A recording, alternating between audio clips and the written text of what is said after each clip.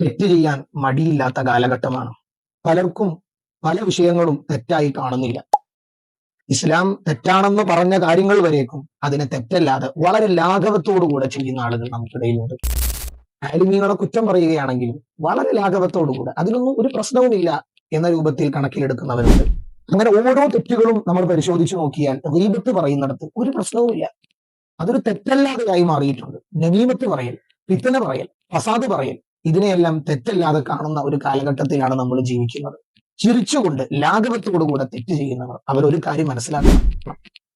ഹബീബ് മുഹമ്മദ് റസൂലുള്ളാഹി സ്വല്ലല്ലാഹു അലൈഹി വസല്ലമ തങ്ങൾ ഒരു വാക്ക് പറയുന്നുണ്ട്. മൻ അദ്നബ, ഒരാൾ ഒരു തെറ്റ് ചെയ്തു, വഹുവ യദ്ഹഖു, അവൻ ചിരിക്കുകയാണ്.